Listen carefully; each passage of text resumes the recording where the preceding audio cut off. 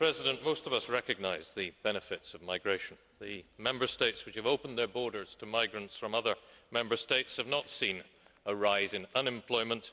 Rather, they have seen a growth in productivity, a rise in economic growth and the creation of new jobs. It is the old story. The incomers do jobs that the natives do not want to do. They work hard, they cost little and they bring new ideas. But it is important to recognise that some people cross borders not wishing to work, or at least not wishing to work legally. European Union law recognises this, as you have laid out, Commissioner. While giving the right to reside in other Member States, it allows the host state to limit to 3 months if there is no means of sustenance the right of residence, and to terminate that right if there is a threat to public order. One of the great successes of our Union has been this right to move freely, now enjoyed by millions of citizens in their studies, in their working lives, in retirement. It is not without its challenges, and just as the Jews, a people lacking a homeland, were often unwelcome in ages past, so today the Roma, some 9 million people, are discriminated against in many host countries. And yet to equate the Roma people with the country of Romania, even if many of them are Roma citizens, is to misunderstand the nature of both. You might as well equate them with the town of Roma. European Union funds have been made available for the integration of the Roma. We are working with George Soros in his decade of Roma inclusion. But we need all Member States to sign up to that, and a community framework strategy for Roma inclusion if it is to work.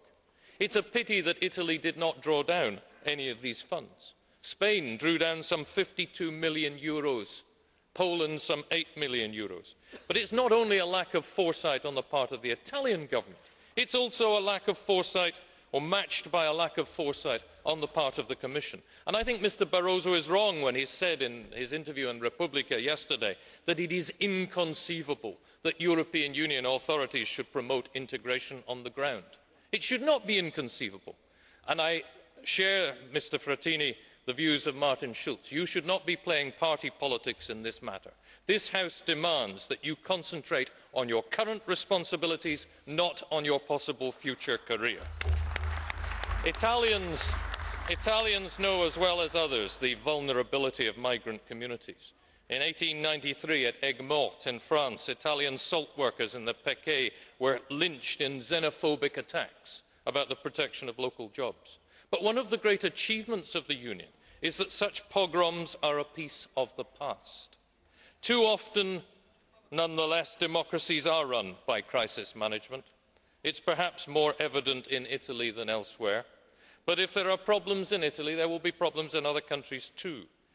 And if the right of residence abroad is an EU right, we cannot allow Member States to rewrite the exceptional provisions as the Italian government has done in its decree. There is nothing to stop a country giving powers to prefects to deal with it, as long as there is a right of appeal. An appeal to a justice of the peace who is not a legal expert is insufficient, just as is the use only of Italian or English in legal documents. But I trust the Italian Parliament will correct these provisions and ensure consistency of the national legislation with EU provisions.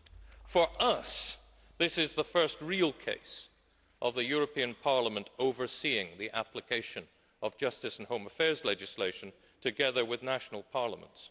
We need to look not only at what does not work, but at what does work, and we need your active commitment, Commissioner, in that task.